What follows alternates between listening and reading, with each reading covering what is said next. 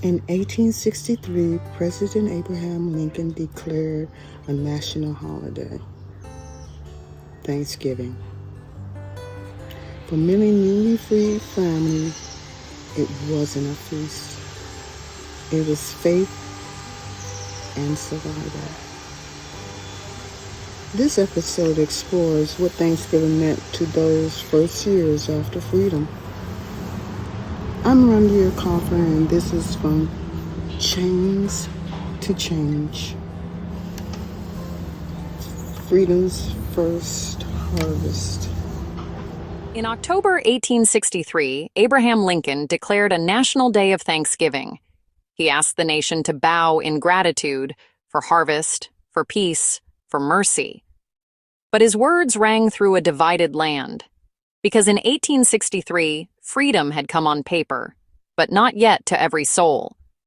As Union armies fought in the fields, enslaved families whispered prayers for deliverance. Their Thanksgiving was not a feast. It was a fast. Each sunrise was a question. Will freedom find us today?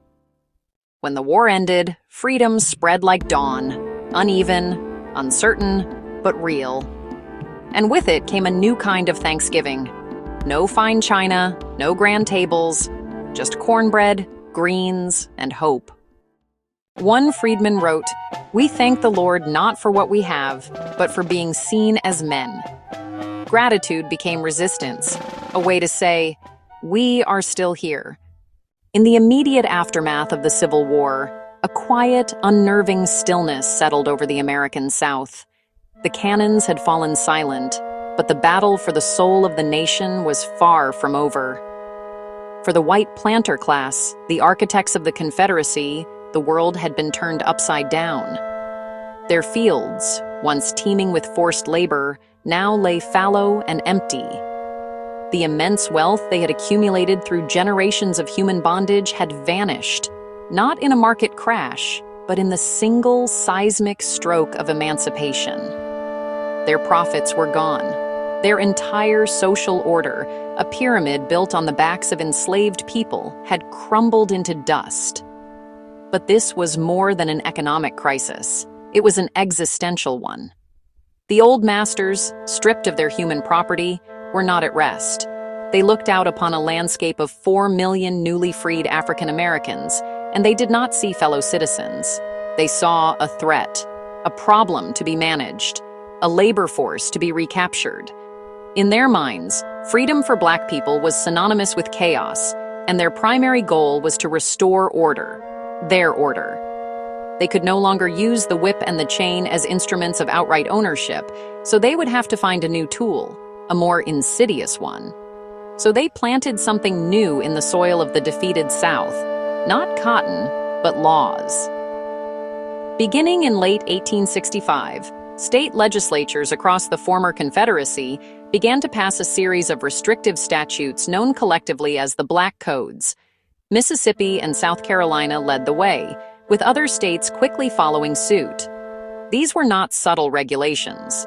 They were a deliberate and systematic attempt to recreate the conditions of slavery in everything but name. They were designed to control every aspect of Black life, to anchor the freed people to the land they had just escaped, and to ensure a steady, cheap, and compliant labor force for the plantations. The goal was simple and brutal: to preserve the power dynamics of the old world within the legal framework of the new. The cornerstone of this new legal architecture was the vagrancy law. Under these codes, the definition of a vagrant was expanded to encompass almost any Black person not under the direct control of a white employer.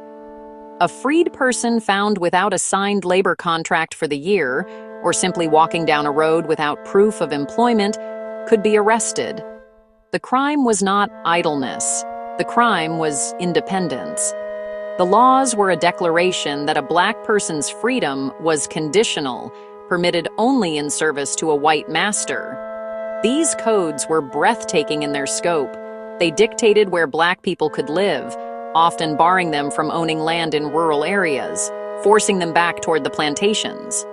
They restricted their choice of occupation, often limiting them to agriculture or domestic service. In some states, They were forbidden from owning firearms, gathering in groups after sunset, or even speaking in a way that was deemed insulting to a white person. Every clause was a link in a new chain, forged not of iron, but of ink and legislation. Once arrested for vagrancy, the freed person was plunged into a legal system designed for their subjugation. They would be brought before a judge, fined an exorbitant amount they could never hope to pay, and then jailed. But the state had no interest in housing them. Instead, the system created a new market.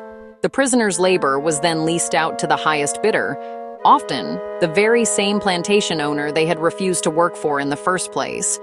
They would be forced to work off their fine, trapped in a cycle of debt and forced labor known as convict leasing. A freed person without a labor contract could be arrested, fined, jailed, and leased right back to the fields they had just left. It was a revolving door, returning them to bondage under the guise of justice. This cruel system extended even to children. So-called apprenticeship laws allowed courts to seize black children from their parents, declaring the parents unfit or unable to provide for them. These children were then forcibly apprenticed to their former masters, often required to work without pay until they reached adulthood. Families who had endured slavery to stay together were now being torn apart by the law in a time of supposed freedom. This entire edifice of oppression was made possible by a single, devastating loophole. The 13th Amendment to the Constitution, celebrated for abolishing slavery, contained a fatal exception. It reads, "Neither slavery nor involuntary servitude shall exist within the United States." That clause, except as a punishment for crime, became the weapon. The Southern legislatures understood its power with chilling clarity. If they could not legally enslave black people for being black, they would instead criminalize the very acts of being free. They would criminalize unemployment. They would criminalize movement. They would criminalize assembly.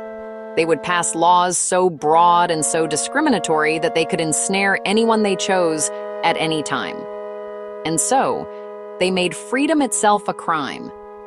The promise of emancipation, the hope of a new dawn celebrated in humble cabins and praise houses, was being systematically dismantled.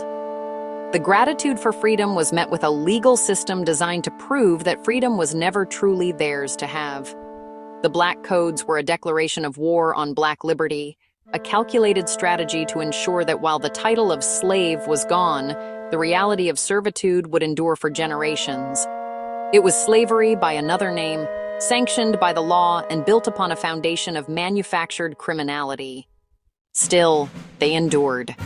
Even as prisons filled, even as families were torn apart again, freed people kept building. They planted their own gardens, their own churches, their own dreams. Thanksgiving became not a single day, but a season of faith. Out of that faith came towns. Freedman's Town in Texas, Eatonville in Florida, Nicodemus in Kansas, Mound Bayou in Mississippi. Communities built by gratitude and grit, each one a living Thanksgiving. The story of Thanksgiving, as many of us learned it, is a simple, comforting tableau. We picture stoic pilgrims in black hats and buckled shoes, seated beside noble Native Americans, their feathered headdresses a splash of color against the muted tones of a New England autumn. They are sharing a harvest feast, a moment of supposed peace and mutual respect. It's a powerful image, one that has been etched into the American consciousness through school plays, storybooks, and holiday decorations for generations. It speaks of unity, of bridging divides, of finding common ground in a new world. But this picture, for all its nostalgic power, is a carefully constructed myth. The story we tell ourselves about the first Thanksgiving wasn't born in 1621 at Plymouth Plantation. It wasn't a first-hand account passed down through the ages. Instead, it was crafted more than 2 centuries later in the crucible of a nation tearing itself apart. The chief architect of this myth was a woman of immense influence in her time, Sarah Josepha Hale. As the editor of You, one of the most widely circulated magazines in antebellum America, Hale was a tastemaker, a shaper of domestic culture and national identity. For decades, she campaigned tirelessly to establish Thanksgiving as a national holiday. Her vision was not just for a day of feasting, but for a day of healing. In the mid-1800s, the United States was fracturing along the lines of slavery and states' rights. The threat of civil war loomed, a dark cloud over the nation's future. Hale believed that a shared National Day of Thanks could act as a unifying force, a balm for a wounded country. She envisioned families from Maine to Georgia, from the bustling cities of the East to the frontier settlements of the West, all pausing on the same day to give thanks for their blessings and, in doing so, remember their common heritage. Her campaign was relentless. Year after year, she wrote editorials, published Thanksgiving-themed poems and recipes, and sent personal letters to governors, congressmen, and a succession of presidents. For 36 years, she lobbied the White House, arguing that a national Thanksgiving would shadow forth the prosperity of our country. But president after president dismissed her idea, viewing it as an infringement on states' rights, or simply a trivial matter in the face of growing political turmoil.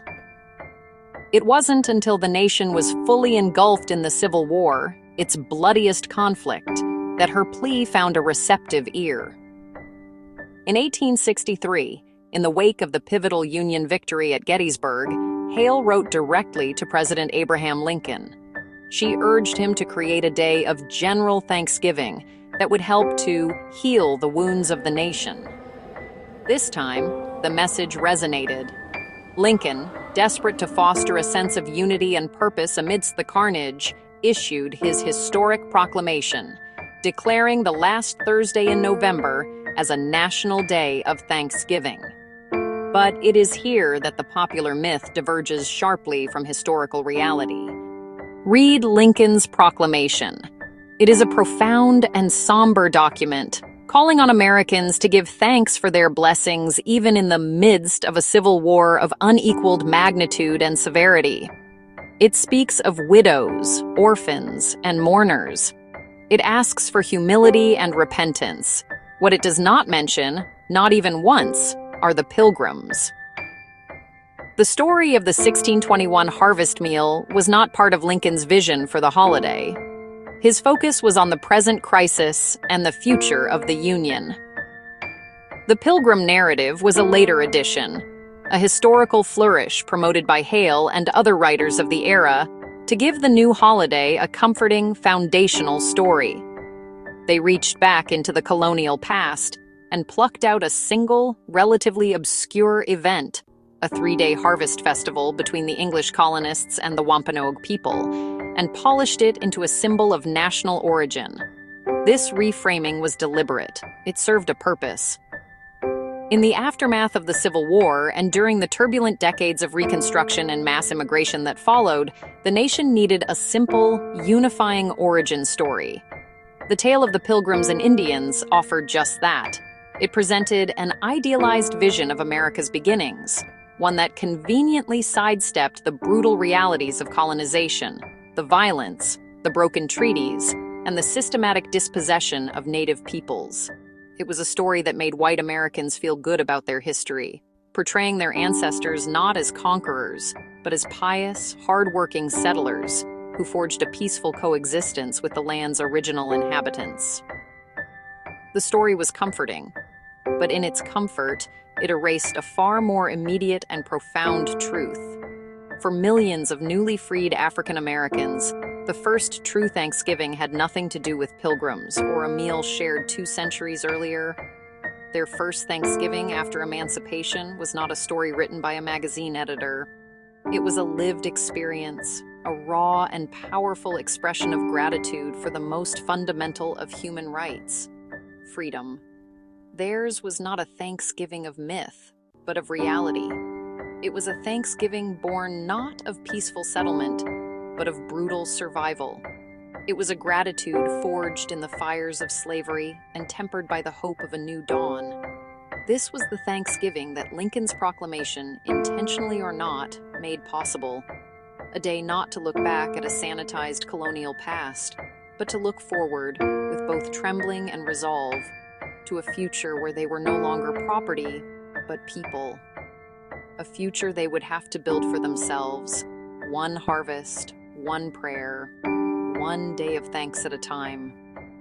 The real story of Thanksgiving in America is not about a single meal in 1621. It is a story of competing memories, of truths told and truths silenced. And for a vast portion of the nation, the most meaningful chapter of that story began not on the shores of Plymouth Rock, but in the fields and cabins of the South, in the year of Jubilee. We arrive now at the heart of the matter.